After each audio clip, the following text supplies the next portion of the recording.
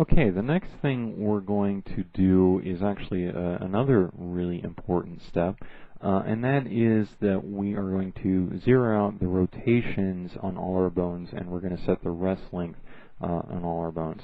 And the reason that this is important is actually twofold.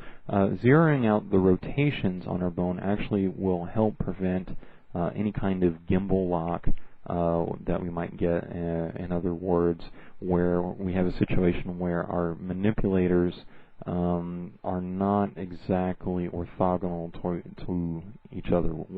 For example, we might have gimbal lock would be a situation where we might have this pitch, instead of being straight up and down, it might be angled slightly, and therefore it wouldn't give us the appropriate kinds of rotations that we want for our character. And also setting the rest length, recording the rest length is helpful, especially if you are going to be doing any scaling on your bones when you animate. You can always snap back to your rest position of your character. So first thing I'm going to do is go under Motions and Options here, and I'm going to set my coordinate system to local.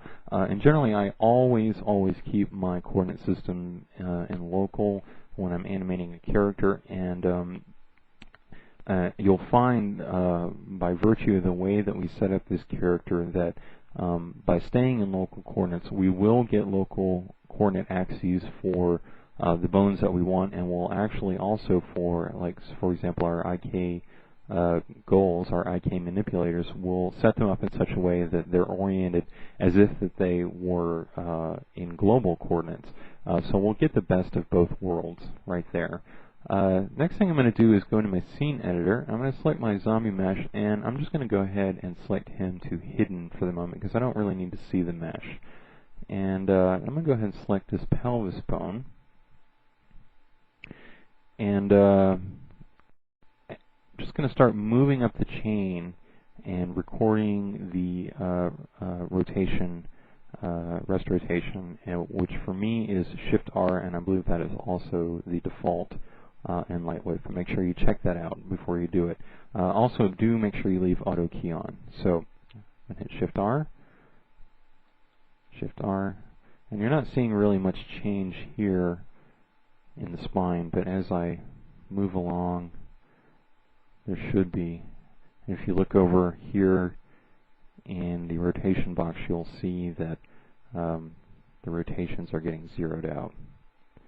And I'm just pressing my cursor keys, moving through the entire chain. As you can see, we've created a lot of these bones out of order, so they're not necessarily, they're kind of moving around haphazardly.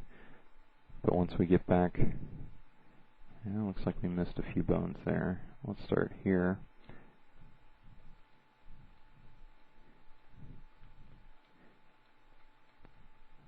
This is tedious and it's boring, but it's important.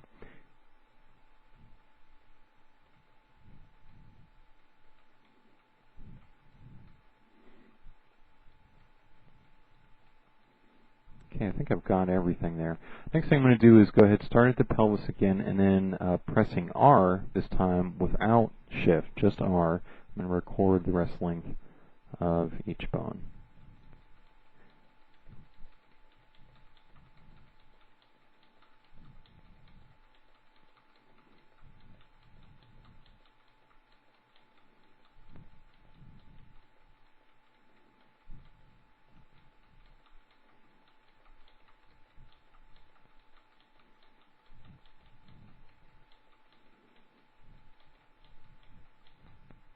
Perfect.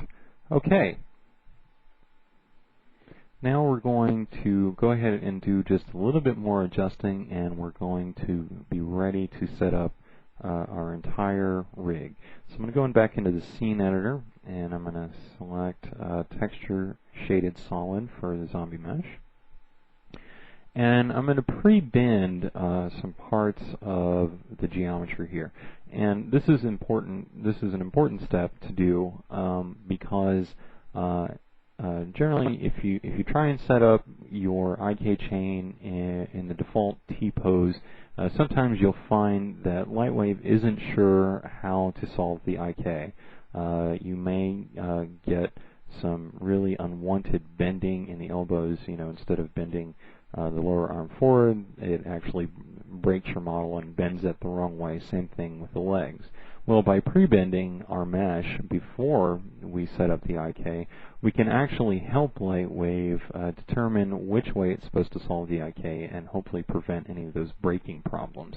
So I'm going to go ahead and select my upper arm here, go into rotation, and adjusting the pitch of that, I'm going to put it down to about 45 degrees. I'm going to grab this first bone in the lower arm and adjusting the heading on that. We'll do that to about 80 degrees.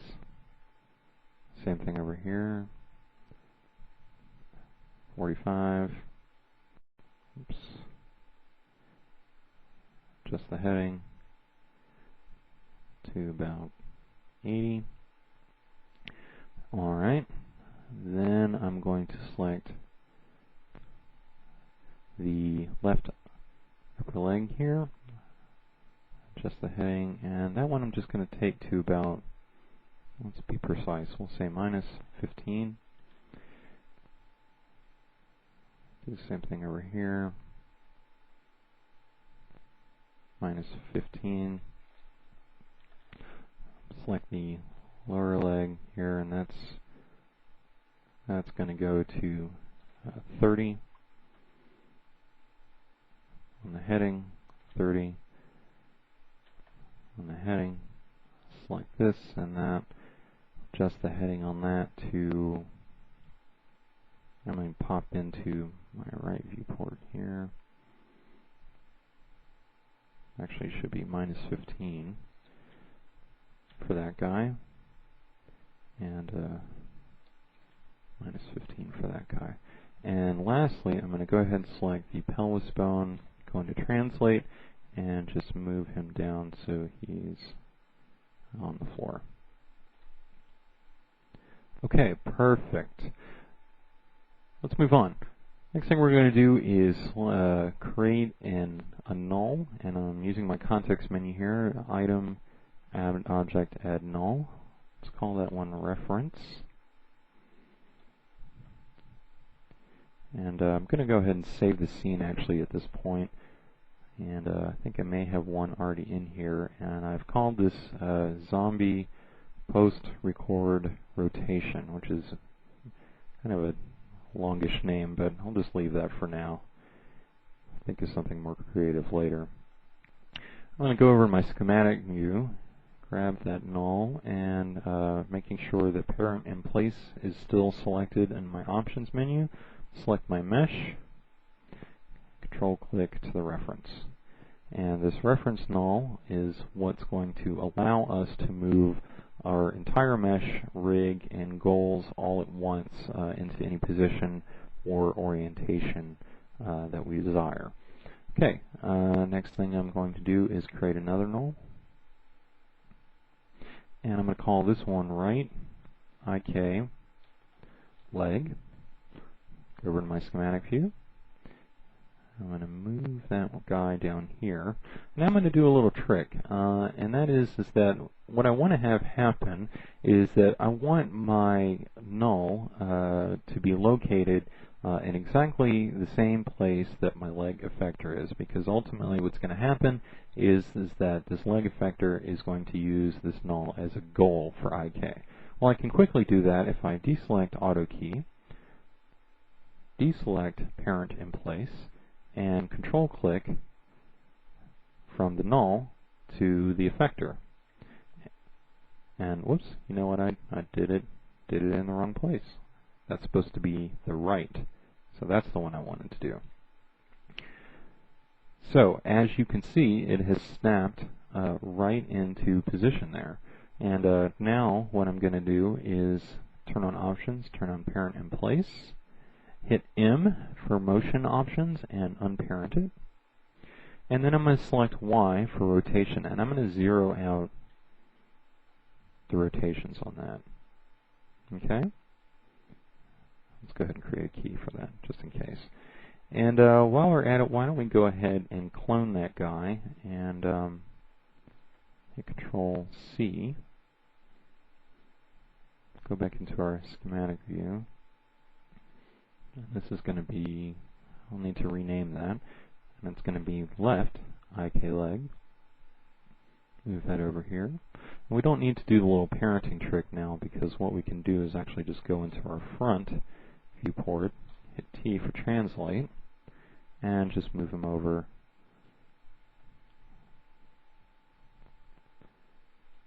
to the correct position, right on top of that guy.